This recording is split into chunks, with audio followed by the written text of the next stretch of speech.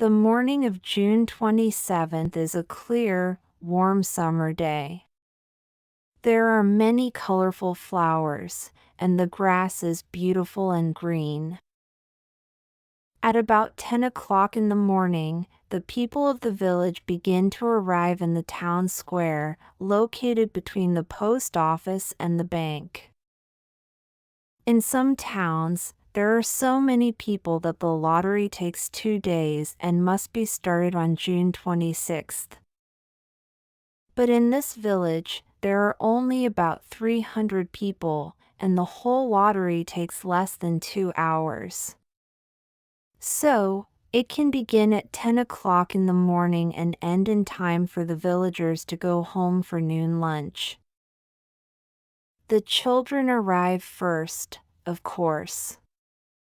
Summer is just beginning, and the children do not have to go to school.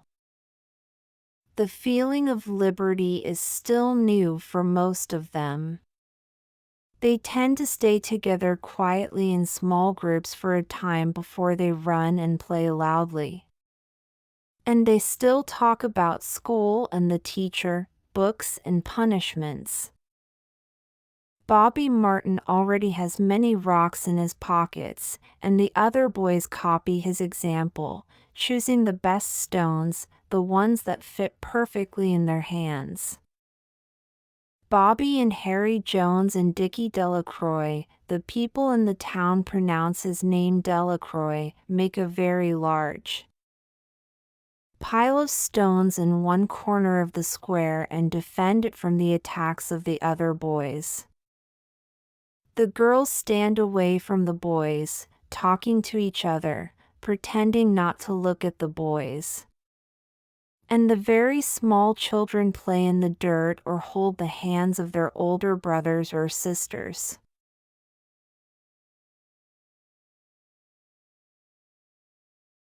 Soon, the men begin to arrive, watching their own children. They talk to each other about planting in rain, tractors, and taxes. They stand together, away from the pile of stones in the corner of the square. Their jokes are quiet and they smile, they do not laugh. The women arrive soon after their husbands. They are wearing the old dresses and sweaters they normally wear at home. They say hello to each other and tell each other stories of gossip before they go to their husbands. Soon the women, standing next to their husbands, begin to call their children. The children come reluctantly. The mothers have to call them 4 or 5 times. Bobby Martin runs away from his mother back to the pile of stones, laughing. His father speaks severely to him, and Bobby comes back quickly and stands in the correct place between his father and his oldest brother. The lottery is organized by Mr. Summers. He also organizes the town dances, the teenage club, and the Halloween program. He has the time and energy to devote to the town activities. He is a jovial man with a round face. He operates the coal company. People feel sorry for him because he does not have any children and his wife often treats him badly. When he arrives in the square, he is carrying a black box made of wood. People begin to talk as he arrives. Mr. Summers waves and says, "I'm sorry I'm a little late today, everyone." The postmaster, Mr. Graves, follows him. He is carrying a stool with 3 legs. He puts the stool in the center of the square and Mr. Summers puts the black box on it. The villagers stay far away from the stool. When Mr. Summers asks, "Can someone help me?" No one comes to help at first. But soon, two men, Mr. Martin and his oldest son, Baxter, come and hold the box firmly on the stool while Mr. Summers mixes the papers that are inside. The original paraphernalia for the lottery was lost a long time ago. The black box that is on the stool now was first used before Old Man Warner was born, and he is the oldest man in town. Mr. Summers speaks frequently to the villagers and says he wants to build a new box. But no one wants to interfere in the important tradition that the black box represents. There is a story that says that the current box was made with some pieces of the box that was used before it.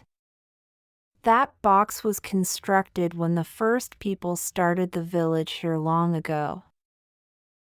Every year, after the lottery, Mr. Summers begins talking again about making a new box. But as the year goes on, people start to talk less and less about the subject, and they do nothing about the box. Mr. Martin and his oldest son, Baxter, hold the black box firmly on the stool until Mr. Summers finishes mixing the papers with his hand. Because the villagers have forgotten so many of the rituals, Mr. Summers was able to substitute pieces of paper for the pieces of wood that were used for generations before. The night before the lottery, Mr. Summers and Mr. Graves prepare the pieces of paper and put them in the box. Then they put the box in Mr. Summers' safe at the coal company. It stays there until Mr. Summers is ready to take it to the square the next morning. During the rest of the year, they leave the box in one place or another. Once it stayed in Mr. Graves' barn, and another year it was used as a table in the post office. Sometimes it was placed on a shelf in Mr. Martin's grocery store. There are many things to do before Mr. Summers can begin the lottery. He needs to prepare the lists, the list of the heads of families, the list of the heads of each house in each family, and the list of the members of each house in each family. Mr. Graves, the postmaster, also needs to correctly introduce Mr. Summers as the official of the lottery. Few people in the town remember that at some time in the past, the official of the lottery performed a recital of some kind. It was a very short, unmusical recitation that was said obediently every year. Some people believe that the official used to stand in a very specific way when he said or sang the recitation. There was also a ritual salute that the official of the lottery had to use to greet each person who approached to draw from the box. But this has also changed over the years, until now people think it is only necessary for the official to talk to each person who comes up to the box. Mr. Summers is very good at all of this. In his clean white shirt and blue jeans, and with one hand naturally resting on the black box, he seems very proper and important as he talks interminably to Mr. Graves and the Martins. Just as Mr. Summers finally stops talking and turns to all the people of the village, Mrs. Hutchinson comes quickly along the path to the square. She finds a place in the back of the group of people. "I completely forgot what day it was," she says to Mrs. Delacroix, who is standing next to her. They both laugh softly. "I thought my husband was in the yard cutting wood," Mrs. Hutchinson continues, "and then I looked out the window and my children weren't there." And then I remembered that today was the 27th and I came as quickly as I could. She dries her hands on her kitchen apron, and Mrs. Delacroix says, "You arrived in time, though." They're still talking over there at the box. Mrs. Hutchinson raises her head to look over the crowd and finds her husband and children standing near the front. She touches Mrs. Delacroix on the arm as a goodbye and begins to move through the crowd. The people separate good-humoredly to allow her to pass. 2 or 3 people say in voices just loud enough for everyone to hear, "Here comes your wife, Hutchinson, and Bill, she's finally here." Mrs. Hutchinson reaches her husband, and Mr. Summers, who was waiting, says happily, "I thought we were going to have to start without you, Tessie." Mrs. Hutchinson says, smiling, "You wouldn't make me leave my dishes in the sink without drying them, would you, Joe?" And the people in the crowd laugh softly as they move back into their positions after Mrs. Hutchinson's arrival. "Okay, now," Mr. Summers says seriously, "I think we should begin. Let's finish this as quickly as we can, so we can all go back to work. Is there anyone who is not here?" "Dunbar," several people say. "Dunbar. Dunbar." Mr. Summers looks at his list. "Clyde Dunbar," he says. "That's right. He broke his leg, didn't he? Who's choosing for him?" Mr. Summers and everyone else in the village know the answer perfectly well. But it is the job of the official of the lottery to ask questions like that formally. Mr. Summers waits politely as Mrs. Dunbar answers.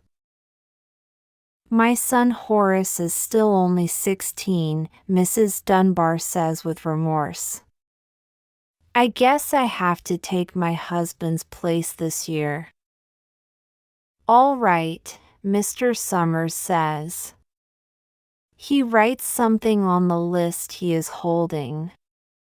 Then he asks, "Is the Watson boy drawing this year?" A tall boy in the crowd raises his hand. "I'm here," he says. "I'm drawing for my mother and me." He stands there nervously and puts his head down as some people in the crowd say things like, "You're a good kid, Jack, and I'm glad to see your mother has a man to choose for her." The crowd suddenly becomes quiet as Mr. Summers clears his throat and looks at the list. "Is everybody ready?" he calls. "Now, I'll read the names, the heads of all the families first," and the men come up and take a paper out of the box. Keep the paper folded in your hand and don't look at it until everyone takes their turn. Do you all understand? The people have done this lottery so many times that they do not pay close attention to the directions anymore. Most of the people are quiet and do not look around at the other people in the crowd. Then Mr. Summers raises one hand up high and says, "Adams." A man leaves the crowd and comes forward.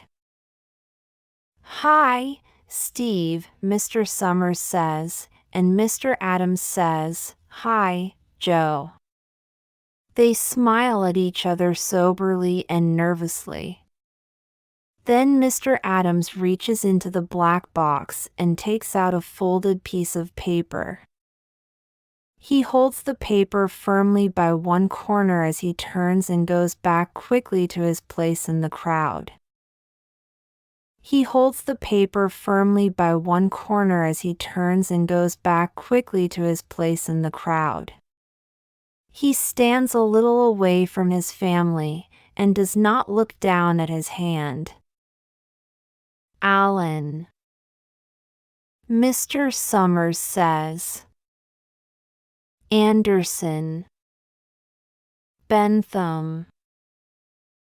It seems like there's no time between the lotteries anymore, Mrs. Delacroix says to Mrs. Graves in the back of the crowd. It seems like we finished the last lottery only last week. Time really does pass quickly, Mrs. Graves says. Clark. Delacroix. There goes my husband, Mrs. Delacroix says. She does not breathe as her husband walks forward to the box. Dunbar. Mr. Summers says, and Mrs. Dunbar walks to the box while one of the women says, "Go on, Janie," and another says, "There she goes." "We're next," Mrs. Graves says. She watches while Mr. Graves comes to the front of the box, says hello to Mr. Summers somberly, and selects a piece of paper from the box. By now, there are many men holding small pieces of folded paper in their large hands, turning them over and over nervously. Mrs. Dunbar and her two sons stand together, with Mrs. Dunbar holding the piece of paper. Harbert. Hutchinson. "Go on, Bill," Mrs. Hutchinson says, and the people near her laugh. Jones. Some people say, Mr. Adams says to Old Man Warner, who is standing next to him, that in the village to the north, they're thinking about not doing the lottery anymore. Old Man Warner grunts. "They're a pack of crazy fools," he says. "They're crazy because they're listening to the young people. Nothing is good enough for the young people. The next thing you know, they'll want to live in caves again, with nobody working anymore. Try and live like that for a while. There used to be a saying, 'With the lottery in June, the corn will grow strong soon.' If we stop the lottery, all of us will be eating weeds and nuts. We have always had a lottery," he says angrily. "I think it's already bad to see that young Joe Summers is making jokes with everybody who goes to the box. Some places don't have the lotteries at all anymore," Mr. Adams says. "That'll only cause trouble," Old Man Warner says firmly. "They're a pack of young fools." Martin. And little Bobby Martin watches as his father goes forward. Overdyke. Percy. "I wish they would go faster," Mrs. Dunbar says to her older son. "I wish they would hurry." "They're almost finished," her son says. "You get ready to run and tell your father," Mrs. Dunbar says. Mr. Summers calls his own name and then steps forward precisely and selects a piece of paper from the box. Then he calls, "Warner." "This is the 77th year I'll be in the lottery," Old Man Warner says as he goes through the crowd. 77th time. Watson. The tall boy comes through the crowd self-consciously. Someone says, "Don't be nervous, Jack," and Mr. Summers says, take your time, son. Zanini. After that, there is a long pause where nobody breathes, until Mr. Summers, holding his piece of paper in the air, says, "All right, everybody." For a minute, no one moves, and then all the men open their folded pieces of paper. Suddenly, all the women begin to talk at the same time, saying, "Who is it? Who has it? Is it the Dunbars? Is it the Watsons?" Then the voices begin to say, "It's Hutchinson. It's Bill. Bill Hutchinson has it. Go tell your father," Mrs. Dunbar says to her older son. People begin to look around to see the Hutchinsons. Bill Hutchinson is standing quiet, looking down at the piece of paper in his hand. Suddenly, Tessie Hutchinson shouts at Mr. Summers, "You didn't give him enough time to take the paper he wanted. I saw you. It wasn't fair." "Don't complain, Tessie," Mrs. Delacroix says, and Mrs. Graves says, "All of us took the same chance." "Shut up, Tessie," Bill Hutchinson says. "Well, everyone," Mr. Summers says. "We did that pretty quickly, and now we need to hurry a little more to finish in time." He consults his next list. "Bill," he says, "you draw for the Hutchinson family. Do you have any other houses in the Hutchinson family?" "There's Dawn and Eva," Mrs. Hutchinson yells. "Make them take their chance." "Daughters draw with the family of their husbands, Tessie," Mr. Summers says gently. "You know that as well as anyone else." "It wasn't fair," Tessie says. "I guess not, Joe," Bill Hutchinson says with remorse. "My daughter draws with her husband's family. That's fair. And I don't have any other family except my kids." "So, the person who draws as the head of the family, that is you," Mr. Summers explains, "and the person who will draw for each house in the family, that is you, too. Right?" "Right," Bill Hutchinson says. "How many kids do you have, Bill?" Mr. Summers asks formally. "3, Bill Hutchinson says. "There's Bill, Jr., and Nancy, and little Dave. And Tessie and me." "All right, then," Mr. Summers says.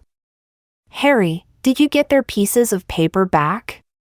Mr. Graves nods and holds up the pieces of paper. "Put them in the box, then," Mr. Summers says. "Take Bill's paper and put it in."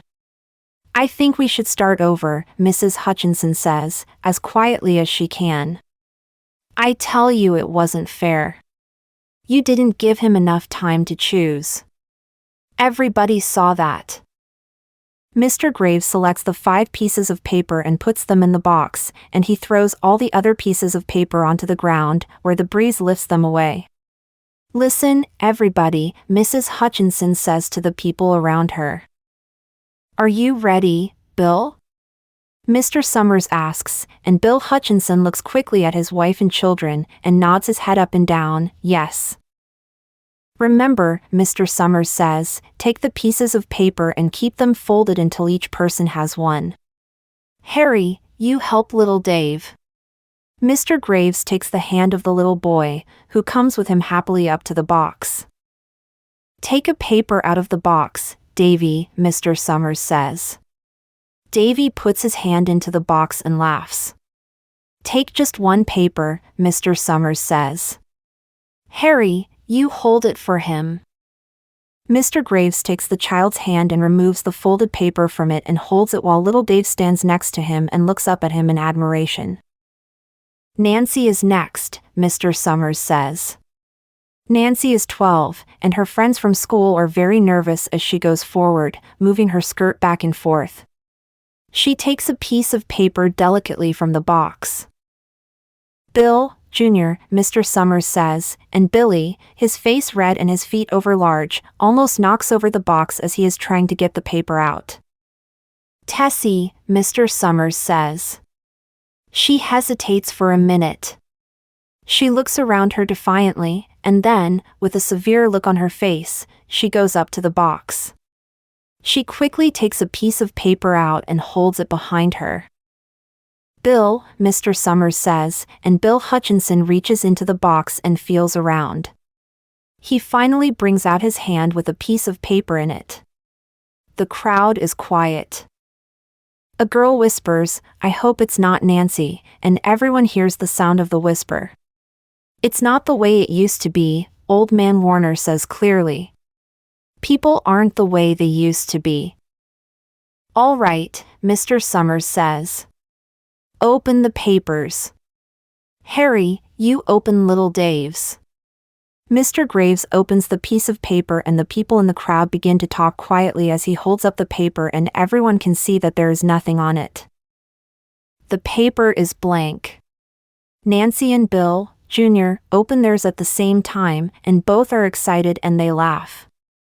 They turn around to the crowd and hold their pieces of paper above their heads. "Tessie," Mr. Summers says. There is a pause, and then Mr. Summers looks at Bill Hutchinson, and Bill unfolds his paper and shows it. It is blank. "It's Tessie," Mr. Summers says, and his voice is quiet. "Show us her paper, Bill." Bill Hutchinson goes over to his wife and forces the piece of paper out of her hand. It has a black spot on it, the black spot Mr. Summers made the night before with the dark pencil in his office in the coal company. Bill Hutchinson holds it up, and the people in the crowd begin to move. "All right, everyone," Mr. Summers says. "Let's finish quickly." The people of the town forgot the details of the ritual, and they lost the original black box. But they still remember to use stones. The pile of stones the boys made earlier is ready. There are stones on the ground with the pieces of paper that came out of the box. Mrs. Delacroix selects a stone so large she has to pick it up with both hands and she turns to Mrs. Dunbar. "Come on," she says. "Hurry up." Mrs. Dunbar has small stones in both hands, and she says, having difficulty breathing, "I can't run fast at all. You will have to go ahead of me and I'll catch up with you." The children have stones already, and someone gives little Davy Hutchinson a few pebbles. Tessie Hutchinson is in the center of the square now, and she holds her hands out in front of her desperately as the people of the town move in closer, all around her. "It isn't fair," she says. A stone hits her on the side of the head. Old Man Warner is saying, come on, everyone." Steve Adams is in the front of the crowd of villagers, with Mrs. Graves next to him. "It isn't fair, it isn't right," Mrs. Hutchinson screams, and then the people strike.